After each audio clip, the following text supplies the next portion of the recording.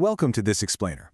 Today, we are taking a totally fascinating trip, starting all the way from the frantic, chaotic outer world we have to navigate every single day, and zooming right down into the profound, biological stillness of your inner self. We're going to blend the hard neuroscience of gratitude with some incredibly practical mindfulness techniques to help you discover a real sense of quiet. So, let's dive right in. Okay, so to kick things off, let's look at this absolutely brilliant question from Zen teacher Heyman Sinim. He asks, is it the world that's busy, or is it my mind? It's one of those questions that just kind of stops you in your tracks, isn't it?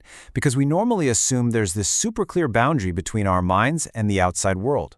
But Sinim really forces us to stop and rethink whether our daily stress is coming from objective reality or if it's merely our mind's subjective projection of it. Because think about it for a second. The world itself doesn't actually complain about being busy, does it? To make this super concrete, Sunim gives us this great everyday example. Picture this, you are squeezing into a heavily crowded subway car. Now, for most of us, being packed into a metal tube with a bunch of strangers is, well, intensely annoying. But Sunim points out that you could actually choose to view it as playfully fun. I mean, you're packed in so tightly you don't even have to hold a handrail, right? You're literally being hugged by your commute. And this just goes to show that our subjective perspective entirely dictates our lived reality. The physical situation hasn't changed at all, only our view of it has. All right, moving on to Section 1, the science of gratitude. Now this is where it gets incredibly cool. Look at the sheer magnitude of this hard data. Research from Dr. Robert A. Emmons over at UC Davis, he's a leading expert on gratitude, shows that when healthcare practitioners kept a simple gratitude diary for just 2 weeks, they saw a massive 28% drop in perceived stress.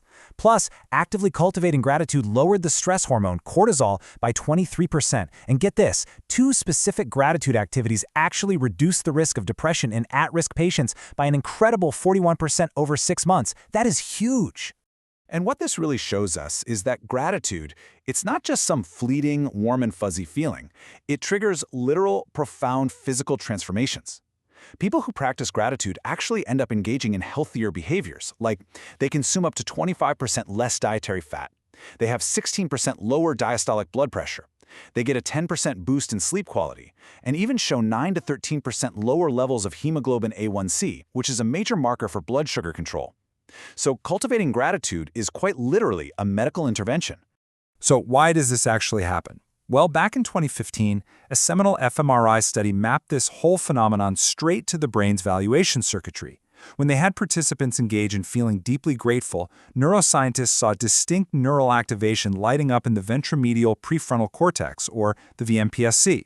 This proves that the ancient wisdom of cultivating a quiet, grateful mind is actually physically hardwiring our brain's circuitry for positive emotion.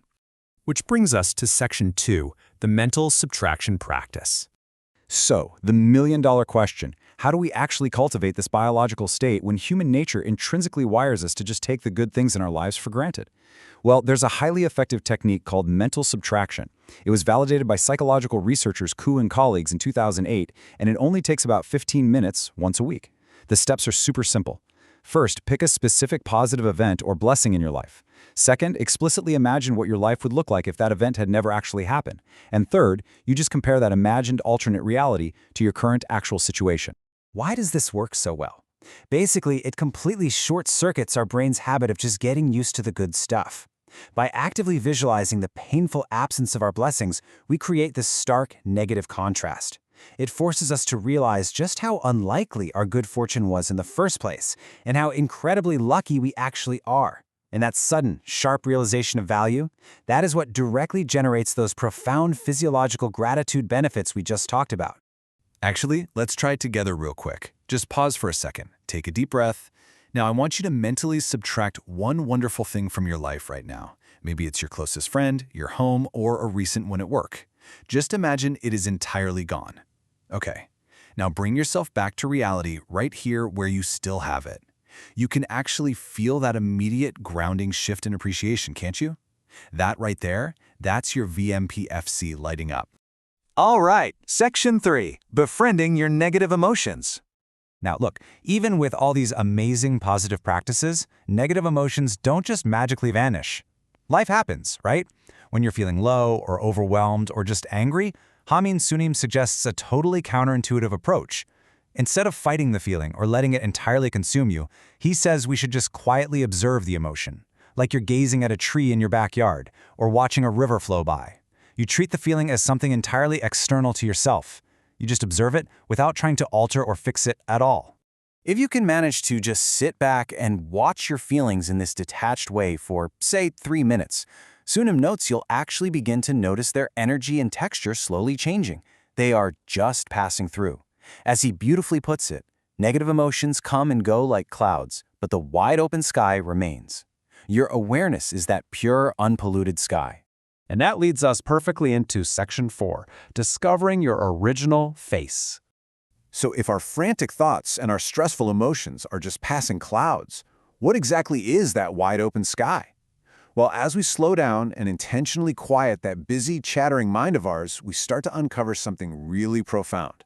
We discover an inner witness within us. This is a level of consciousness that is sitting completely undisturbed, entirely calm, right in the eye of the storm of our daily lives. It doesn't judge, it just knows.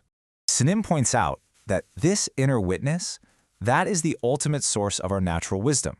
Wisdom isn't some prize we have to constantly strive to acquire. Rather, it arises entirely naturally as we slow down and just notice what is already there.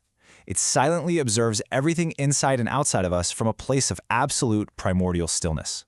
So the ultimate practice here is just befriending this silent observer. Sunim encourages us to let all those frantic thoughts, all our worries about the past and the future, just naturally merge right back into silence. You don't have to strain to imagine it, you simply have to sense what is already waiting there, right beneath the noise. And so, as we wrap up this explainer, I want to leave you with a really profound thought to chew on today. If you can learn to sit in silence, cultivating gratitude and observing your passing clouds, until you finally sense the presence of this silent observer, have you finally found your original face from before you were born? I highly encourage you to take a moment today to slow down and find out.